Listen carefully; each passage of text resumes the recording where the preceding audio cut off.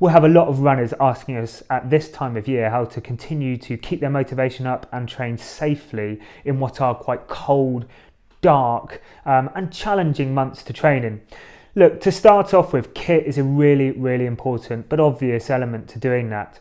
I'd recommend that all runners go and wear several layers of running specific thin wicking fabrics that are going to help you stay warm as you run. So look, I've got some here for you to show you. I would start off with something like a kind of a thin singlet which stays close to the body and effectively forms a base layer.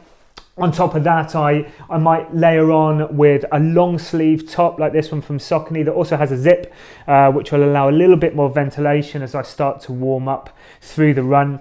But again, crucially, it's thin and it's made of wicking fabrics. Those are the fabrics which draw the sweat away from the body and will help you stay warm as you run.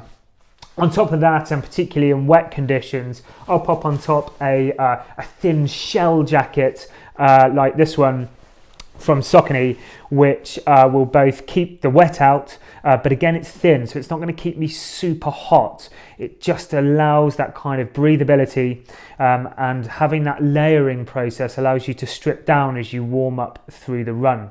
On the bottom half, I still see a lot of runners out wearing shorts at this time of year. And look, and that's okay generally, but now the temperatures have dropped below freezing, we would strongly recommend you trying to stay warm in order to preserve your immune systems as much as possible. So tights are a great way to go. A lot of these modern fabrics like these ones will have reflective bands and reflective layers on them to just help you stay a little bit more visible to traffic and when you're out and about on the roads. Another top tip is to look towards accessories. So if you struggle wearing lots of layers and you find they weigh you down despite these lightweight technical fabrics I've shown you, then accessories can be a great way to stay warm whilst also not necessarily needing to wear loads on your body itself. So hats, really obvious one. Either skull caps like this or the headbands that you see that cover your ears. You lose a lot of heat from your head as you run, so a simple, again wicking fabric based hat like this one can keep you really warm, and it really will help you to make your runs more enjoyable. Arm warmers are fantastic because they're really lightweight, they maintain some warmth, but of course as you run and as you warm up you can always roll them down. So I use arm warmers a lot, combined obviously with gloves, and I find that if I'm wearing arm warmers and gloves, particularly if I'm hitting a harder, faster session, I don't need to be wearing loads of extra clothes in order to do that. Those themselves will keep me pretty toasty, pretty warm and able to run quickly. So that's the obvious stuff in terms of kit. In terms of kind of visibility, obviously the days are shorter and most of you will be training in dark conditions. Even if you're training somewhere within a city or a lit area, I would recommend wearing or taking some small lights like this one, which will flash almost as if you're riding a bike and will help other people see you. So just because you can see okay yourself doesn't necessarily mean that you are that visible.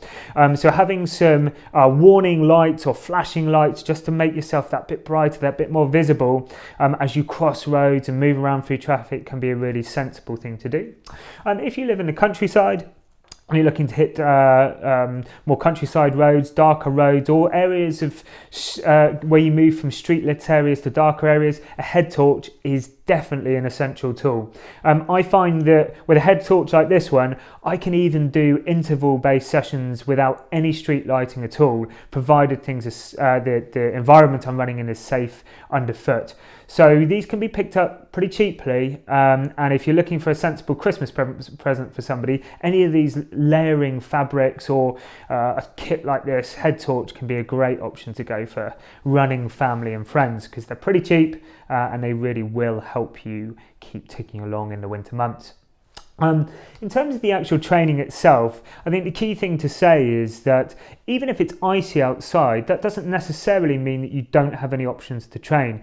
In icy conditions, getting off-road can be a great option for you to keep your runs going, and that's why we'd recommend for a lot of runners to kind of forget running to pace and to distance, to take your runs off-road where you can, whether that's in a park on grass or whether you're lucky enough to live in an area where you can hit the woods and the actual trails.